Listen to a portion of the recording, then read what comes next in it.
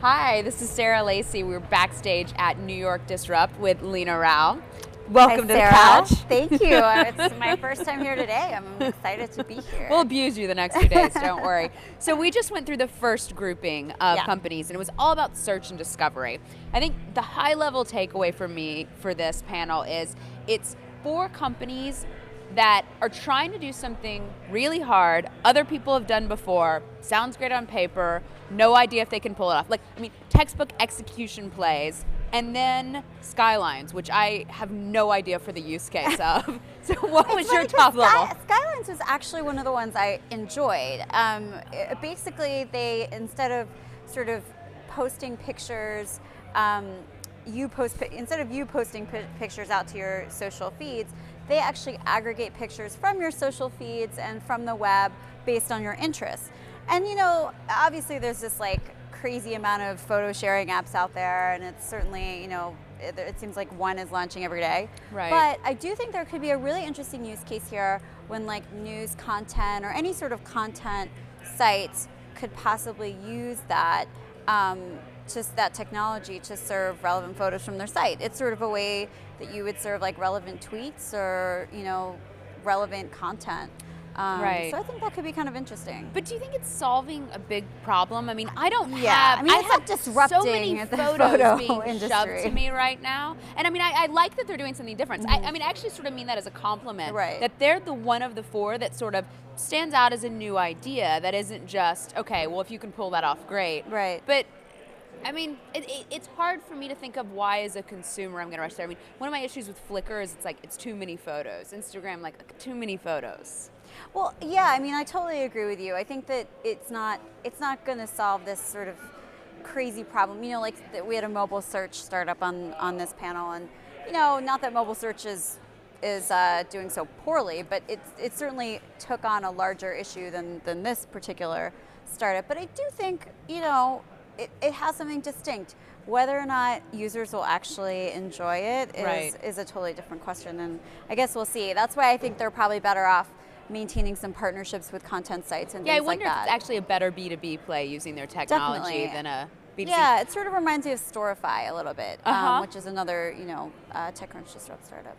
So you mentioned Duat, the mobile search one. I actually came in a little late, excuse me, and missed their beginning. What did you think of them? Well, basically, seemed to be mixed reaction from the judges. Yeah, it's a market that Google is sort of playing in. Apple, in terms of app search, it basically searches your phone and the mobile web for apps, whether they be installed on your phone or HTML5 web apps. And it's interesting. I mean, it's definitely something that, it already has raised $7 million, so it has some sort of investor backing. I think that, in terms of discovery of apps, I still think there's a lot more that can be done. I think Apple's doing a fairly good job of doing that on the iPhone and the iPad. I don't think that Google is doing such a great job with Android phones, so I'm sort of interested to see how they could capitalize on that. I mean, there are other apps that are trying to reinvigorate search, mobile search, but it's interesting that they're including HTML5 apps as well. Right. I mean, again, it's one of those things where it's just going to be execution, really. You go once Definitely. and you get served up something awful, and you buy it, you're not gonna go again. Yeah, that's absolutely true. All right, so I think my favorite probably of the panel was Rexley. And Really? There's kind of things I disliked about them. I mean, I think, again, there's kind of this issue of I didn't understand, it's basically a content discovery platform. I didn't understand the core problem they were solving. I didn't understand why you'd go there instead of Amazon or why you'd go there instead of Pandora or iTunes. But I did they had so many nice touches. And to me, that's what I love about seeing the demo. And nice features. I love the hide button. The reason I was never on iLike or have used Pandora Social is I don't really want people judging my music taste. I'm not a music snob. I have guilty pleasures, and I think there's certain user cases they've really keyed into. I think they've really studied what didn't work on Ping, what didn't work on other people doing this. And there's something about their consumer insight I really like, even though I don't necessarily get why as a user I'm going to go there? Well, I guess one of the things that they're saying is sort of it's honing your social network. So you only have a select number of recommendations from those few friends, as opposed to broadening it out, like you said. You don't really want to share or get those recommendations with like people you just don't really know or care to hear from. So I think that's probably what they're trying to go after. But I mean, that's also like a huge market to disrupt when you think about Netflix and you think about Amazon and I think that they're definitely taking on a lot of competitors with the launch of their product. Well, but they're also trying to partner with them in some interesting ways. I mean, it sounds like they're not trying to be the destination. They're trying to be sort of an add-on and drive more sales and traffic to those guys. Their whole business model is affiliates.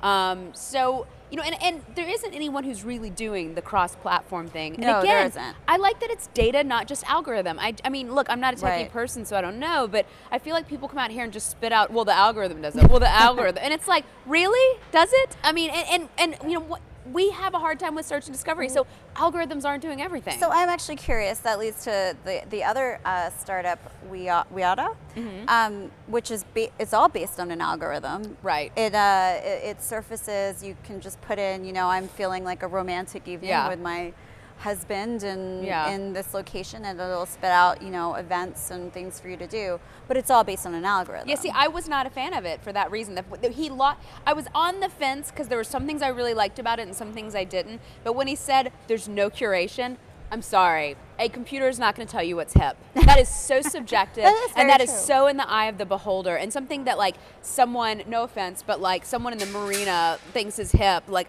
me as someone living in the Mission is not going to think is hip. And no one thinks they're the douchebag. No one's going to go in and say, give me a douchebag evening. Well, I think like so much now of the web is about personalization, right? And to me, that doesn't really add a lot of curation. I mean, you look at things like, Jet Setter. I mean, I feel like so much of the web, when it comes to experience, is getting more towards curation. Even something like Tech Meme. I mean, Gabe, who loves algorithms, had to admit, I need real life editors running these things. And I think that's one of those things. It's so subjective. If people go once and it says classy and it gives them, a really, I don't want to insult any local restaurants, a really, really cheesy place, they're not going to go back. Well, also, I kind of found myself thinking, like, can't you already sort of do some of this on Yelp and City Search and Twitter and other Facebook? Give me a recommendation. I mean, if I posted, I'm sure if either one of us posted something on Facebook, like we need, a great restaurant in New York. Do you have any picks? In the mood for Thai? Like we'd get tons or dozens of recommendations. I don't know about this one. When isn't there? I mean, I'm so old-fashioned, but like Nora Ephron and I were talking about how like neither one of us had to court during the digital age. I've been with my husband for 12 years, but like there's something about when a guy takes you out, putting in a little bit of work to pick the restaurant. Do I want to go out with a guy who needs someone to tell him what's a classy restaurant? Absolutely, I agree. I mean, I know my husband is probably guilty of doing those like click on the romantic on Yelp or City Search, but I do think But that's a little more effort than Weada. It is. It definitely is. You can tell a guy created this company. For sure. Well, there were two guys up there. But I did think they had some nice touches. I mean, I kind of hate ripping on these startups because we're seeing something just when it comes out, and like startups get honed so passionate about it through the iteration. So the one we didn't talk about was Deja, the last one. Right. That's the sort of social video app. I've been seeing a lot of social video apps. It's almost like the new social photo sharing app. Right. I don't really, have one way or the other. It didn't seem that disruptive to me, but I wasn't able to really kind of understand from their pitch, like what was so different about it. I'm not sure about you. I didn't think it was a clear pitch. I thought that they had the most striking UI. I thought design-wise they looked really great, which is great because it's a company out of Israel. Right? So that wasn't even clear to me. But it's a company out of Israel, and they've long been criticized for Israelis don't get UI very well. So I thought that was good to see.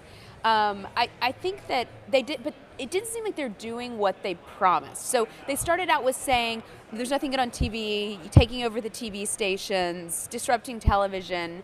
I saw aggregating online YouTube clips. Yeah, that's exactly what I didn't see taking over the television. Neither did I. At all. And I think that if they did actually were able to take over the television, I think that's an awesome idea, to be quite honest. Because I don't know about you, but I sit in front of the TV with my iPad, you know, scrolling and looking things up and things like that. And it certainly has turned into like a second screen for users, you know, in front of their TV. So to be able to control your TV or video through the iPad totally makes sense, but I didn't see it in the demo. And I kind of don't buy the premise. I don't have a problem finding interesting stuff on TV. I mean, you know, maybe I just don't have enough downtime. But like, I think that you definitely don't have enough downtime. Whole seasons of stuff. I watch them on planes. I mean, I don't know. I think that.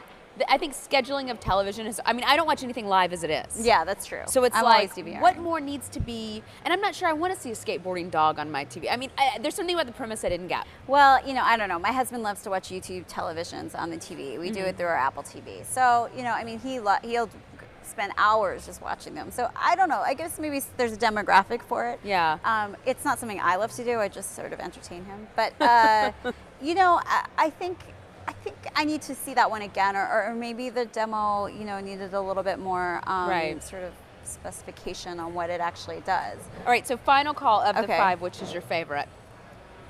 I said Rexley was mine. Yeah, you said Rexley. I put an asterisk next to it because I still have issues, but Rexley's the best.